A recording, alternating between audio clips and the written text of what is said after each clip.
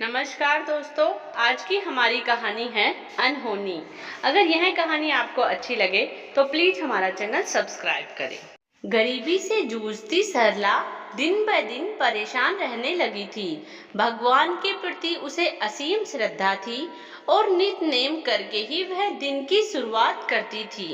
आज भी नहा धोकर घर की पहली मंजिल पर बने पूजा घर में जाकर उसने श्रद्धा के साथ धूप बत्ती की और कल रात जो उसके पति को तनख्वाह मिली थी उसे भगवान के चरणों में अर्पित कर दी। पूजा खत्म करके वह घर के कामों में लग गई। बच्चों को तैयार करके उसने स्कूल भेज दिया और पति के लिए चाय नाश्ता बनाने लगी। पति नहाकर जैसे ही पूजा घर की तरफ बढ़ा, कमरे से धुआं निकल रहा था। वह अंदर की तरफ भागा। सरला, उसने जोर से आवाज दी। क्या हुआ? वह भी आवाज सुनकर ऊपर की तरफ भागी। हाय राम, यह क्या हुआ?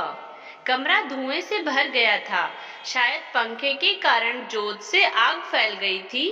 पास पड़ी सब धार्मिक किताबें और कुछ फोटो जलकर राख हो गए थे। वह वहीं जमीन पर बैठ गई। अब क्या होगा? कैसे बताए पति को कि जो पैसा वह महीना भर मेहनत करके लाया था सब उसने स्वाहा कर दिया। उसका अंतर्मन रो रहा था। चलो कोई बात नहीं, अब जो होना था सो हो गया। शुक्र करो कमरे में कोई सामान नहीं था, नहीं तो पता नहीं क्या होता। यह सब बाद में संभाल लेना, अभी मुझे काम के लिए लेट हो रहा है। सरला का दिल बैठा जा रहा था। मन ही मन खुद को कोसती जा रही थी। क्या जवाब देगी पति को जब वह पैसे के लिए पूछेगा? सामान की लिस्ट बना लेना, शाम को बाजार चलेंगे, राशन वगैरह लाना है ना? हाँ बना लूंगी, दुखी मन से वह बोली।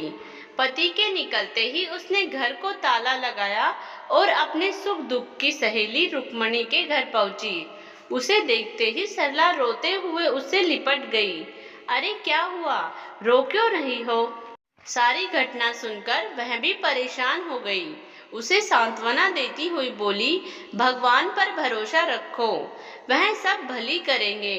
वह चुपचाप उठी और बोझिल कदमों से घर की तरफ चल दी। घर का ताला खोल बुझे मन से वह पूजा घर में जाकर बैठ गई।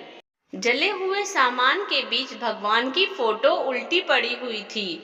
उसने उसे सीधा कर दिया, तभी उसकी आंखें फैल गईं। जिस प्लेट में उसने रुपए रखे थे वह जो के तो सही सलामत पड़े थे।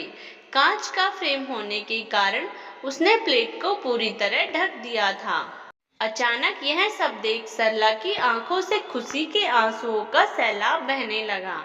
भगवान के प्रति उसका विश्वास और आस्था अचानक से और मजबूत महसूस होने लगी।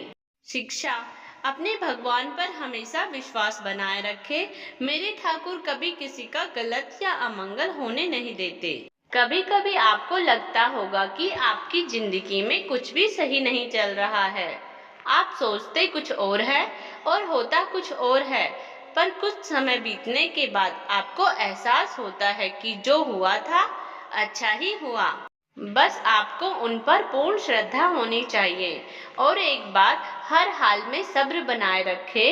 बोलो जय श्री राम।